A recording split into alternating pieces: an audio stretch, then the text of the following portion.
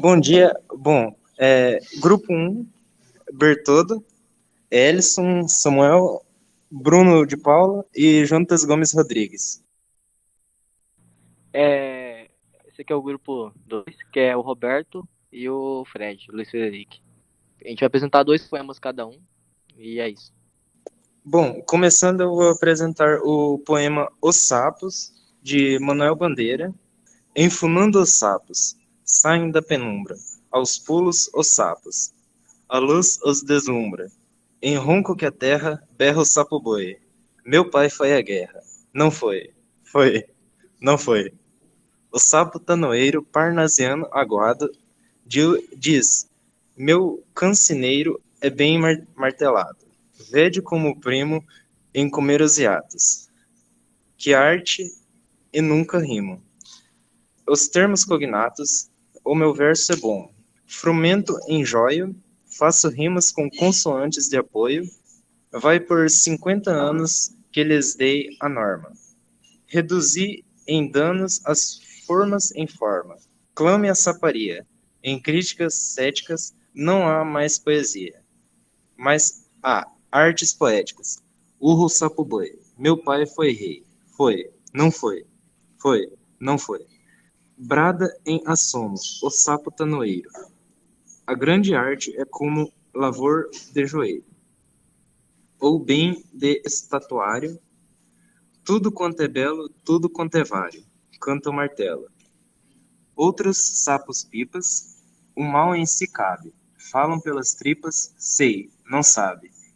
Longe dessa grita, aonde mais densa a noite infinita veste a sombra imensa. Lá fugido ao mundo, sem glória, sem fé, no peral profundo e solitário é. Que soluças tu, transido de frio, sapo cururu, de beira do rio, Manuel Bandeira. Beleza, então. Bom, dá pra perceber que ele utiliza bem as características do modernismo, às vezes como uma forma de expressão e também valorizando as coisas simples, né? Quando ele fala que o verso dele é bom, frujumento sem joio e faz rimas com consoantes de apoio. Caracteriza muito a época do modernismo. Eu não sei qual época que é, o Bertoldo vai explicar ainda. Essa época antecede o modernismo. Antes da primeira fase do modernismo. Basicamente, eu acho que é isso, que eu não entendo muito dessa parte. O Bertoldo, eu creio que vai explicar. Vou ver como que é. Bom, só para complementar, o poema foi feito no ano de 1918, que, foi publicado só no ano seguinte, de 1919, no livro Carnaval, onde o poema ficou famoso em 1922 por Ronald de Carvalho, onde ele leu o poema no Teatro Municipal. Bom, eu vou apresentar meu poema, que é do Carlos Drummond de Andrade, e agora José. Dessa vez, em vez de mostrar o poema em si, tal, eu vou mostrar um ator recitando esse poema, que é bem legal. Eu vou compartilhar aqui. Bom, vou iniciar aqui. Daí o Bertoldo, ele vai ser o entrevistado dessa vez. Ele vai falar o que ele achou, o que ele entendeu, e eu explico após.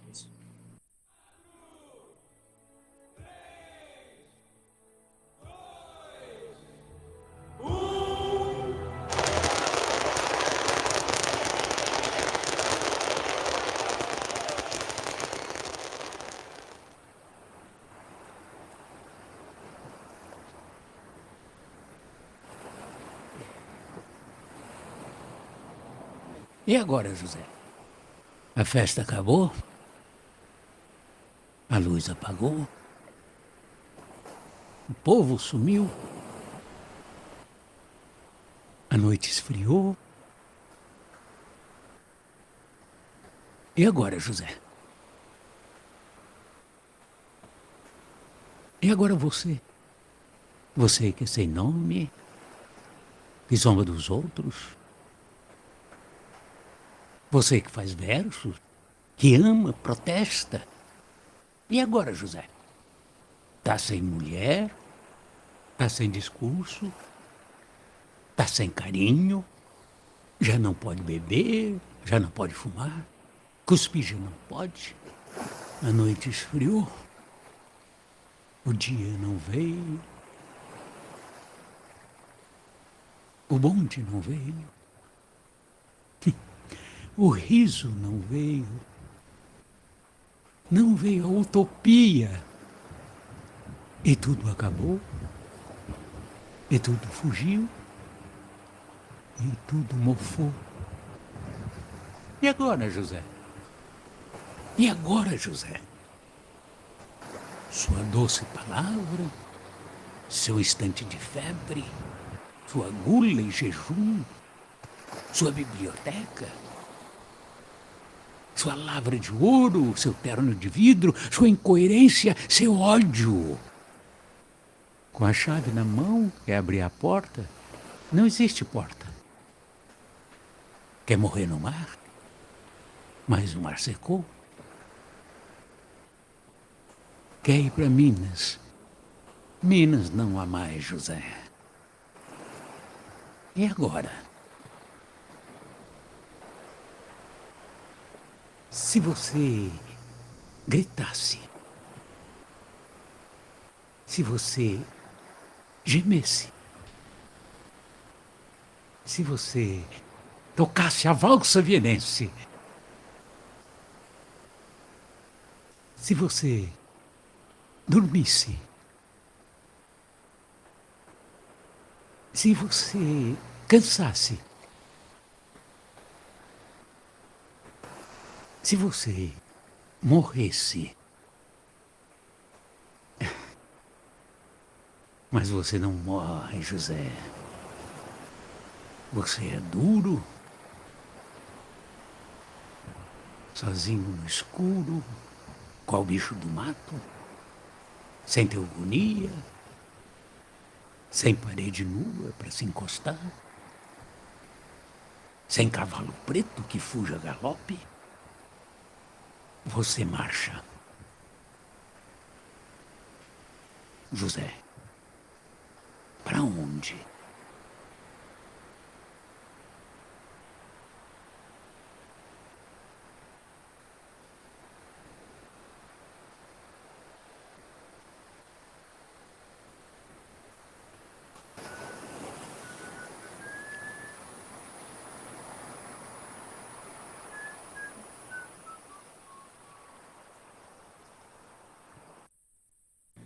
Bom, agora o Bertoldo vai falar o que ele achou, o que ele se identificou no poema.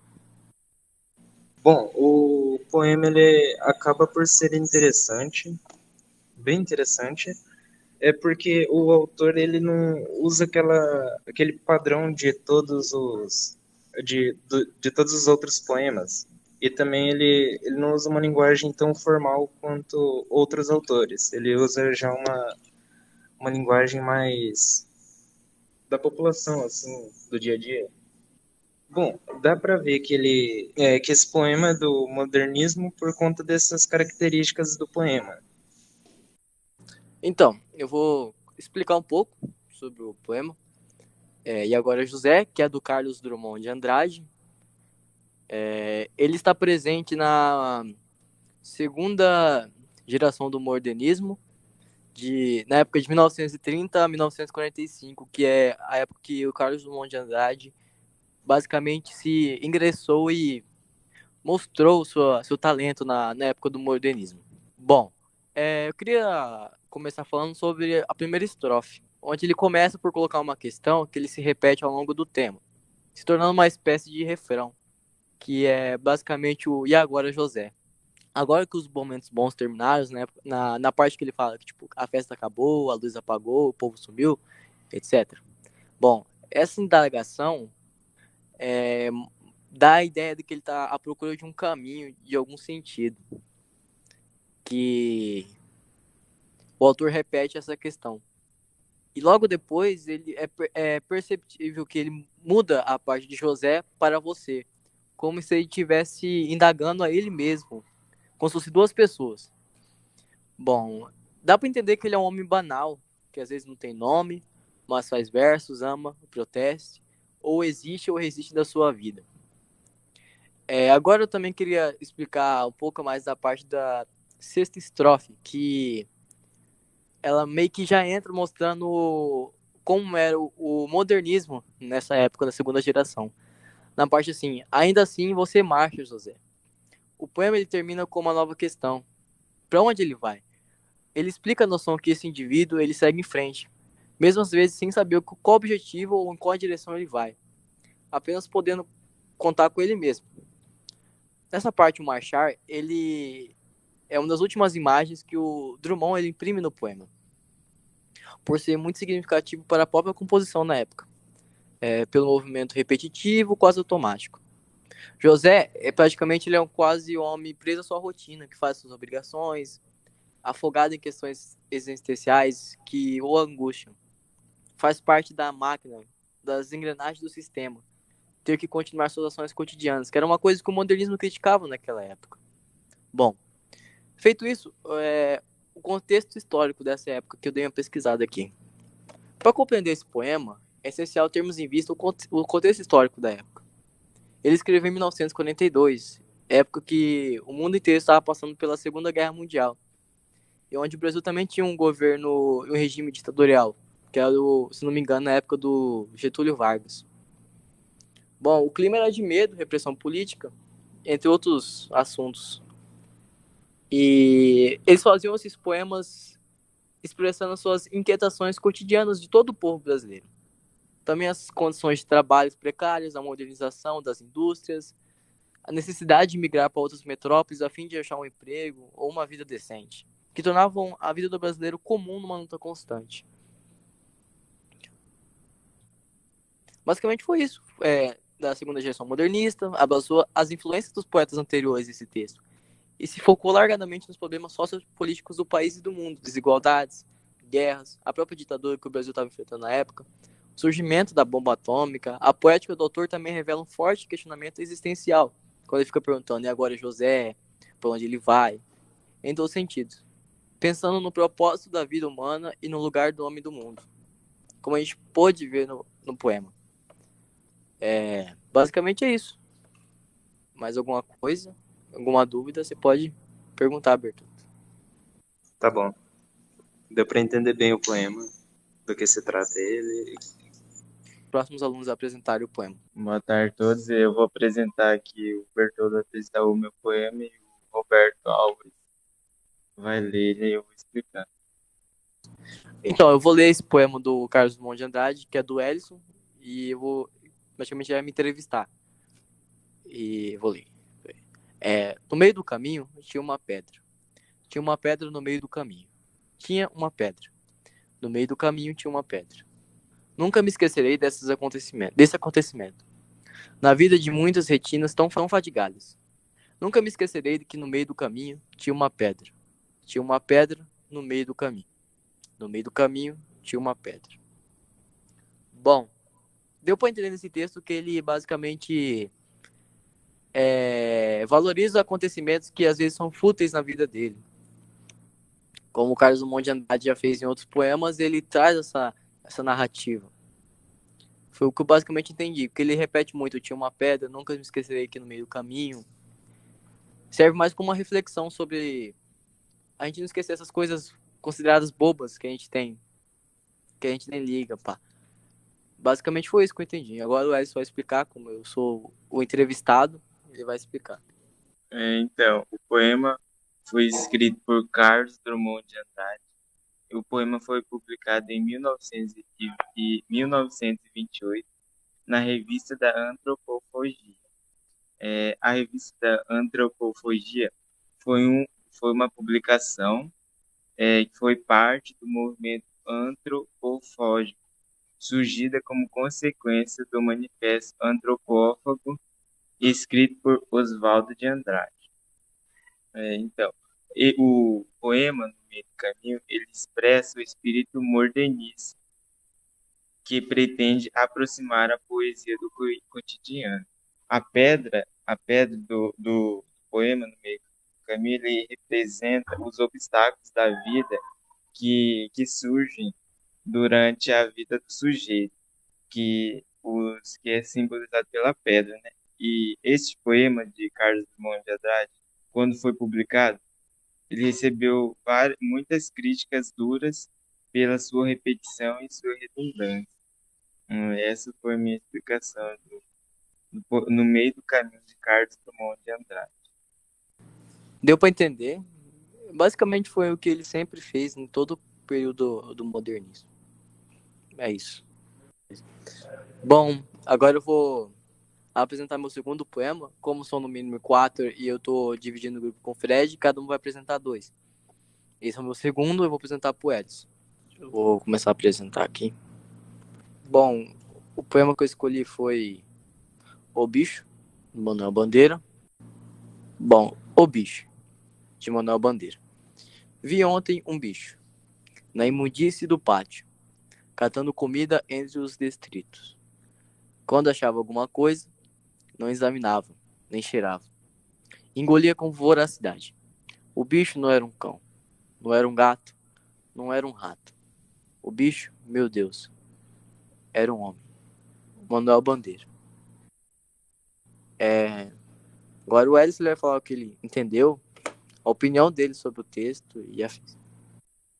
Então, eu entendi sobre o poema do Roberto, O Bicho, que o poema retrata a realidade social do Brasil, imersa na miséria durante essa década que foi escrito o poema.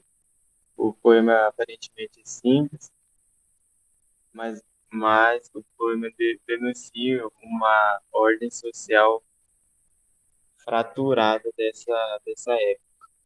Foi isso que eu entendi do poema. Basicamente o que ele disse foi o que o Manuel Bandeira que quis ele representar. Ele demonstra basicamente a capacidade de mostrar uma cena triste e cruel numa poesia.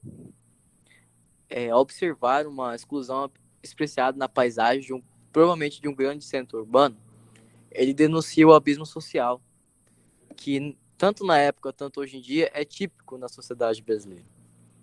Na apresentação da cena inicial, a gente vê o sujeito se debruçar sobre o cotidiano e usar como material poético as cenas do dia a dia. Logo na primeira aparição do suposto bicho, sabemos mais sobre o lugar no tempo no qual ele se encontrava e o que ele estava fazendo. Basicamente, ele estava imerso num contexto sujo. O animal se alimenta do que a sociedade desperdiça, em busca de comida. O bicho vasculha o que jogamos fora.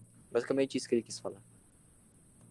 Ele quis referir mesmo a um homem, né, que traz uma certa, como pode dizer, uma característica de assustar o leitor que está lendo no final, quando ele fala que é um homem, porque de início parece que é um animal ou algo do tipo.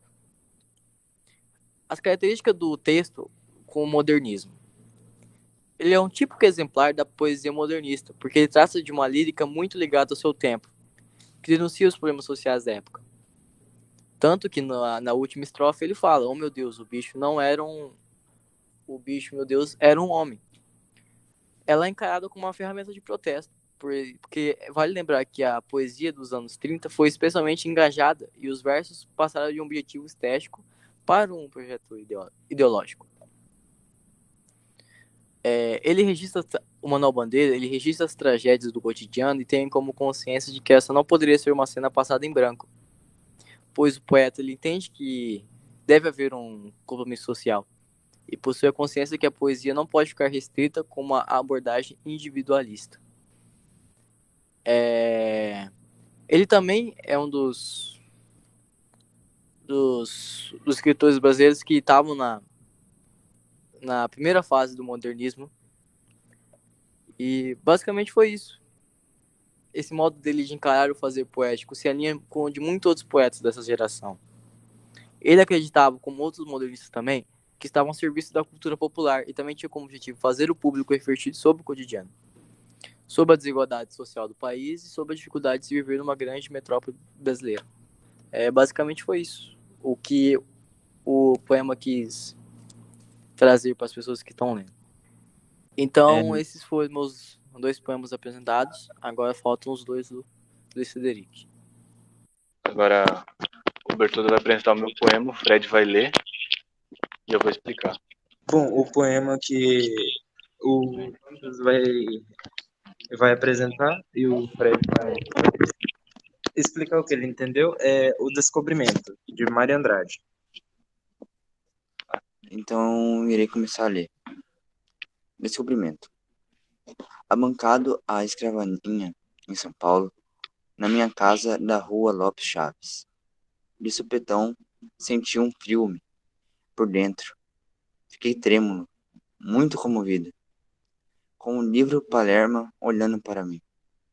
Não vê que me lembrei que lá no norte, meu Deus, muito longe de mim, na escuridão ativa da noite caiu.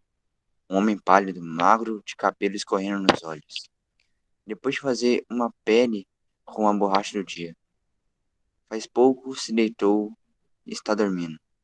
Esse é brasileiro, que nem eu. Esse poema eu vou deixar um link aqui, ó. Esse poema eu escolhi ele porque ele já foi tema de uma questão do Enem, onde pergunta, tá no vídeo aí, onde pergunta sobre qual tempo do autor é e sobre o que ele fala.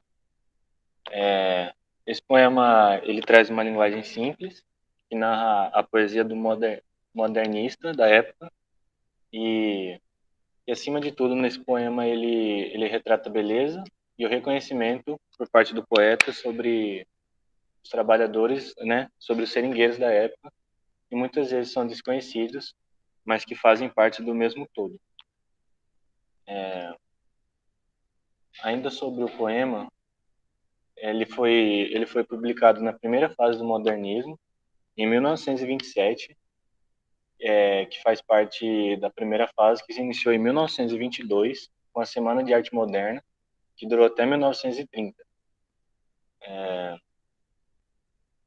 Esse poema ele atrai novos horizontes, né? Uma visão maior sobre o poeta intelectual e o trabalhador, que não tão distante dele, né? Mas que vive na mesma realidade, só que com perspectivas de vida diferentes. É isso. Quer falar mais uma coisa, Flávio, sobre o poema? Não. Não quero falar antes do problema. Agora é o poema do Fred. Eu vou ler aqui o poema do Fred, que é As Andorinhas de Manuel Bandeira. Andorinha, lá fora está dizendo: passei o dia à toa, à toa. Andorinha, andorinha, minha canção é mais triste. Passei a vida à toa, à toa. Então, eu vou explicar sobre esse poema. Bom, esse poema, a primeira publicação dele foi em 1966 e foi escrito pelo Manuel Bandeira. E tem até um livro com a capa de Andorinha, Andorinha. Agora eu vou explicar o significado, o que quer dizer esse poema. Bom, o autor quer dizer que a Andorinha passou seu dia à toa à toa. O que é à toa à toa? É passar um dia sem preocupações, sem nenhum compromisso, sem responsabilidades. Assim como o autor que também passou sua vida à toa, ou seja, ele passou sua vida inteira sem fazer nada. Assim, sua vida se tornou mais solitária. Por isso que ele fala que a canção dele é mais triste, a sua cantiga é mais triste, pois ele ficou mais solitário por não fazer nada, por ficar sua vida à toa. E essa é a canção. É isso. Eu entendi que no poema o autor ele diz que a vida das andorinhas é bem diferente da nossa e que os versos do poema demonstram que a vida das andorinhas não é corrida e sim sossegada e que não tem preocupações e responsabilidades. Foi isso que eu entendi. Bom, agora Vamos falar, o Bruno vai ler o poema Anel de Vidro. Aquele pequenino anel que tu me deste, ai de mim, era vidro e logo se quebrou. Assim também o eterno amor que prometeste. Eterno era bem pouco e cedo se acabou. Frágil, Senhor, foi do amor que me tiveste, símbolo da afeição que o tempo aniquilou. Aquele pequenino anel que tu me deste, ai de mim, era vidro e logo se quebrou. Não me turbou, porém, o despeito que investe, gritando maldições contra aquilo que amou. De ti conservo na alma a saudade celeste, como também guardei o pó que me ficou, daquele pequenino anel que tu me deste. Tem alguma dúvida? Sim, me explica um pouco sobre o poema. Bom, o poema é do Manuel Bandeira, né? Novamente, e vou explicar então. Bom, o autor escreveu esse poema se referenciando a um coração partido, onde tudo, aquele amor que ele deu, acabou. O amor que eles fizeram, que eles construíram juntos, os sentimentos que eles sentiam um para o outro, quebrou e acabou. Ele compara esse amor com seu anel de vidro, que caiu e quebrou. Então, é essa a explicação. E o poema, eu não encontrei quando foi publicado, mas ela serviu de exemplo para outros livros que se inspiraram nesse poema. Então é isso, Sim, professor. entendi. Bom, o título do meu poema é Canção do Dia de Sempre, e o Fred vai fazer a leitura. E o poema é de Mário Quintana. Tão bom viver dia a dia, a vida assim, jamais cansa. Viver tão só de momentos, como estás, nuvens no céu. É só ganhar toda a vida, inexperiência, esperança, e a rosa louca dos ventos, presa à copa do chapéu. Nunca des um nome a um rio, sempre é outro rio a passar. Nada jamais continua, tudo vai recomeçar. E sem nenhuma lembrança das outras vezes perdidas, atiro a rosa no meu sonho, nas tuas mãos distraídas. Você tem alguma dúvida aí? Tenho sim, poderia me explicar? Tá. Eu vou explicar aqui de uma forma bem rápida, bem resumida. O que acontece aqui é o seguinte: é como se ele convidasse o leitor para se sentar ao seu lado para refletir sobre a vida. E é assim que o Mário Quintana conduz a sua canção do dia de sempre. E já no primeiro verso, a gente é orientado a viver um dia de cada vez, ou seja, extraindo a beleza de cada instante e vivendo como se fosse único. E assim a gente consegue encontrar encanto no cotidiano, e assim a vida fica mais fácil. É o que o poeta garante. Outra imagem muito cara, a lírica de Quintana, que também se apresenta no poema, é a presença do rio como algo em permanente mudança e que nunca é capaz de ser capturado. O rio é considerado, portanto, uma metáfora da vida, uma constante mutação. E é isso. Mais alguma dúvida? Não, nenhuma dúvida. Obrigado. Beleza. Bom, e essa foi a nossa apresentação.